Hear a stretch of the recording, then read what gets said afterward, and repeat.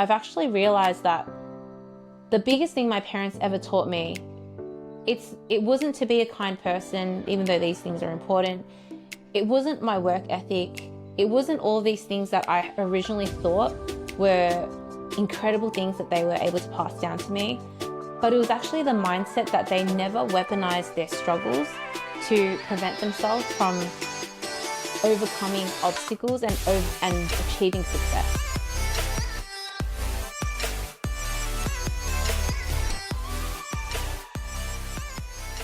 Hello, and welcome back to the Master of Achievement podcast. Thank you so much for being here. I've got Asterix on my lap. He's just being a little clingy at the moment because he pulled something in his leg, so he needs a little bit of extra TLC.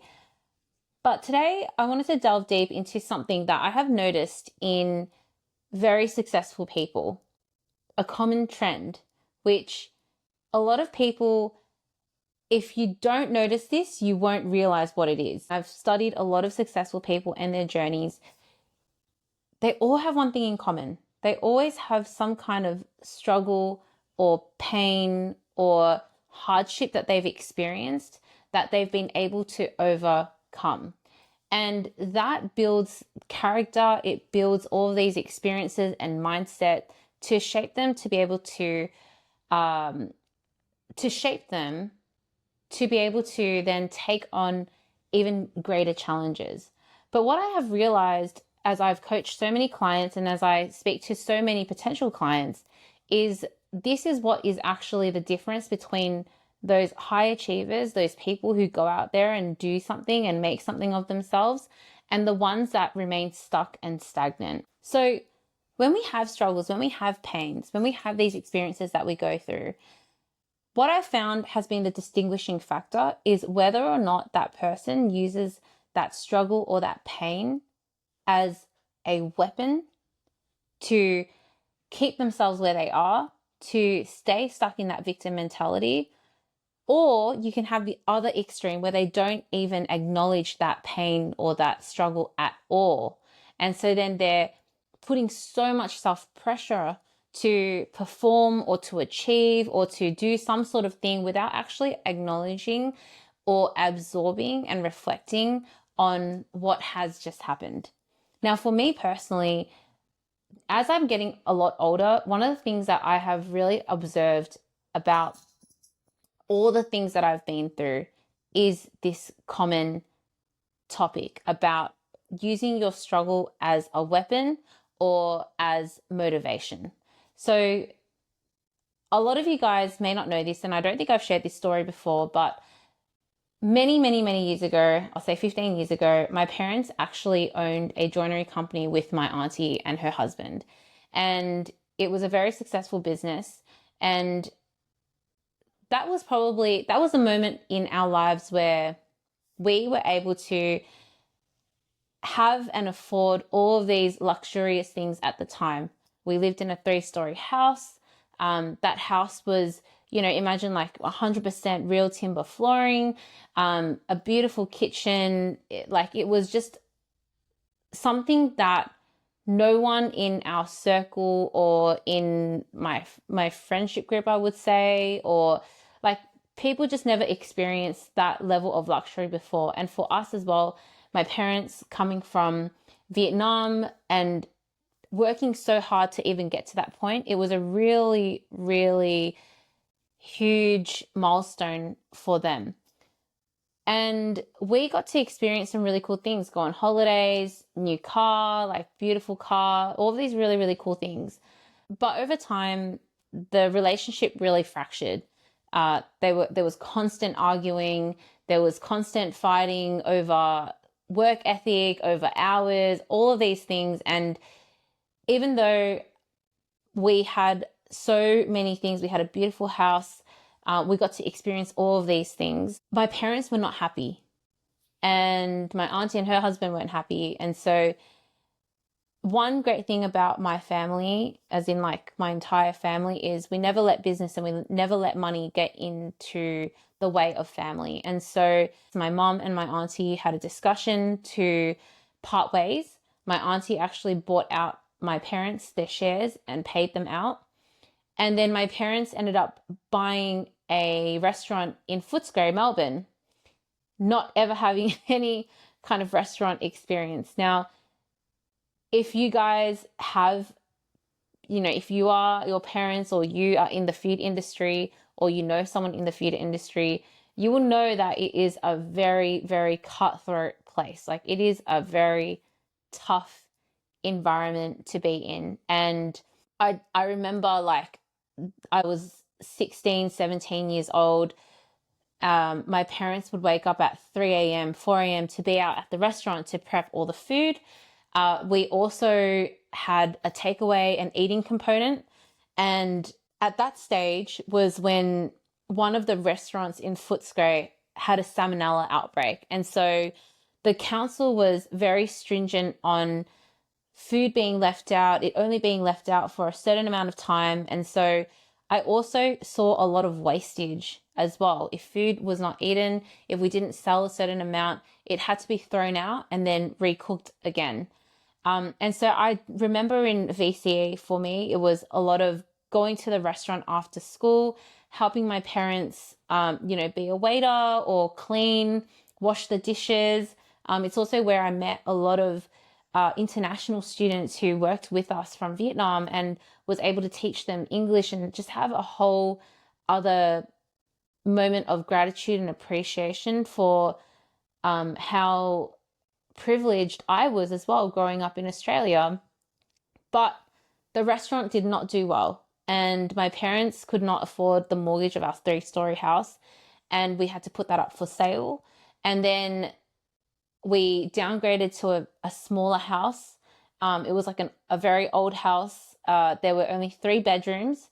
So my parents had a bedroom, my sisters and I shared one bedroom, and then there was another room which was kind of like our living room, and also where I taught piano at the time. It was also our dining room. And our bathroom had 2 vanities. So one vanity was like the kitchen sink where we washed all our dishes, and the other one was our bathroom sink where we'd brush our teeth. So it was a really, really tough time for us. And I think a tough time for my parents as well, because it felt like their life was falling apart. It felt like everything that they had worked towards, the status that they had built for themselves, the house that they had, the car that they drove, all of these things that represented success to them was now being taken away from them. And having to downgrade to a smaller house was a really big thing for my mom. Even though she never showed it, I could tell that she was very depressed, and it was the lowest point of her life. And I remember her telling me one day, at this point, she was working 2 jobs, and I remember her telling me, like, Steph, I remember having $50 in my pocket and just asking myself, how was I going to use that $50 to feed our family? And it was a really, really, really tough time, a really tough time.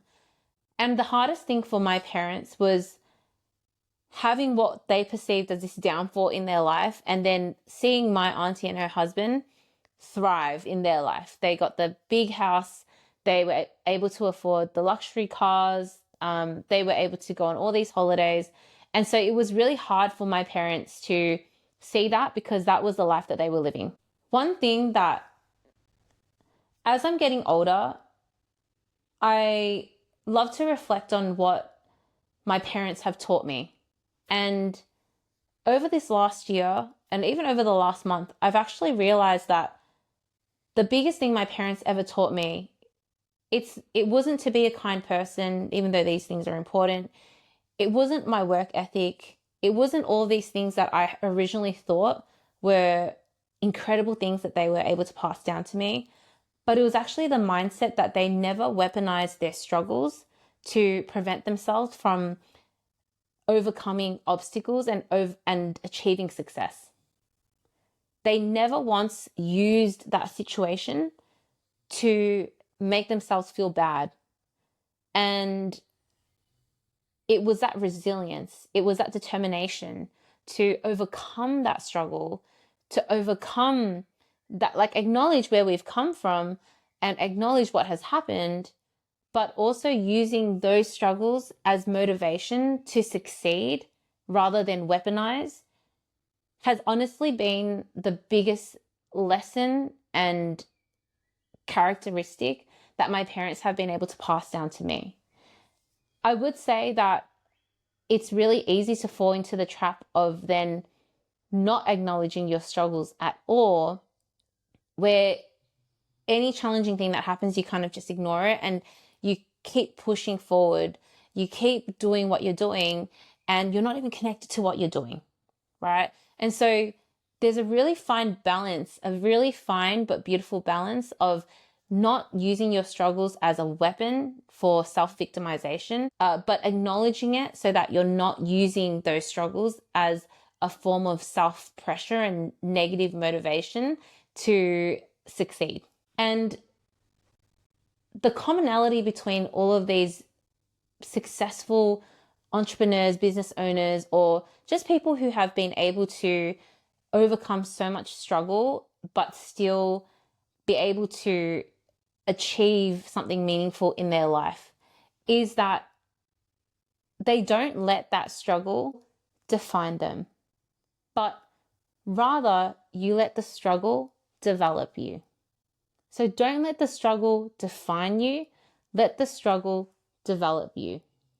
And if you are able to really, truly embody that, it will be a huge game changer for you, because I have spoken to so many people who have struggles and on one hand can really use it as a way to blame why they are the way they are and not give themselves the permission, or almost allow themselves to continue to be the way that they are because that has happened. And so they don't experience any growth.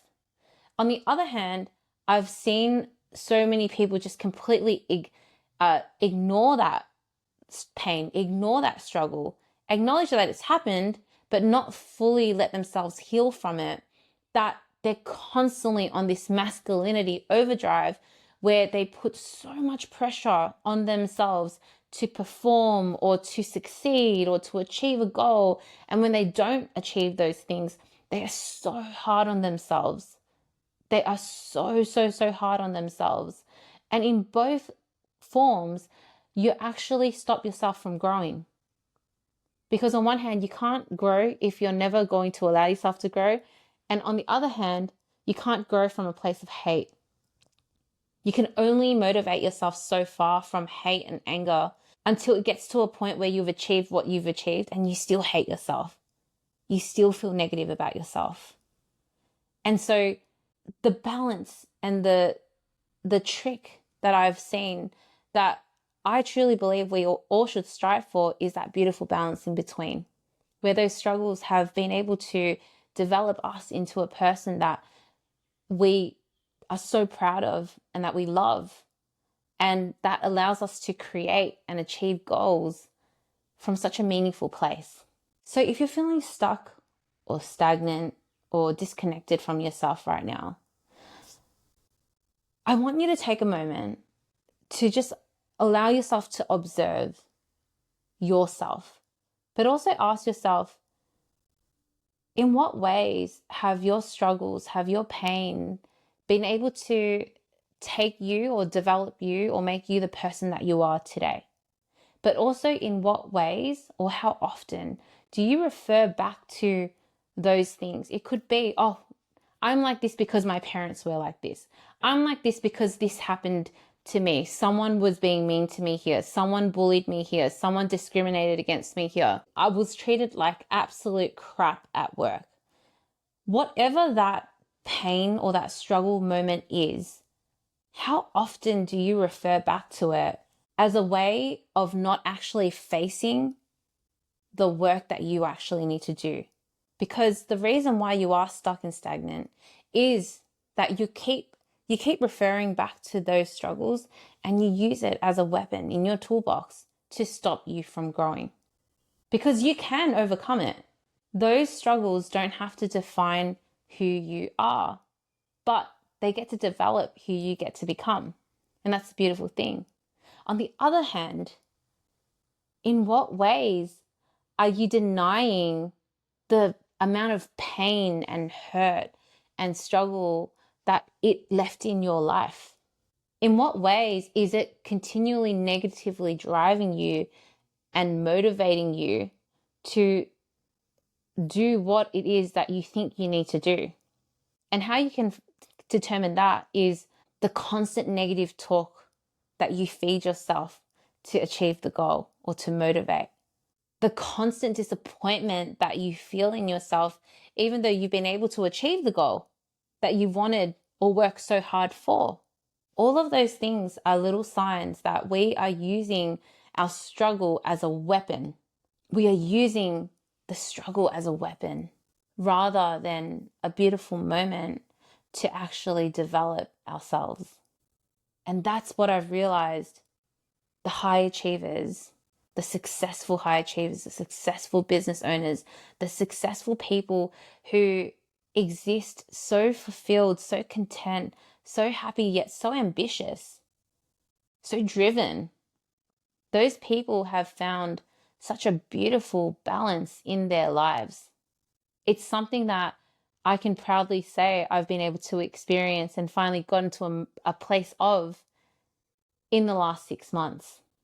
And it's such a beautiful place to be, because you cannot create from a place of hate. You cannot create from a place of weaponizing yourself. It's not going to take you very far. And of course, you deserve this beautiful life where you are so happy and so full of love for yourself and for the other people around you. You don't want to be using these struggles as weapons to self-destruct. You want those struggles to be able to motivate and inspire and empower yourself and those around you in such a beautiful way that you feel so fulfilled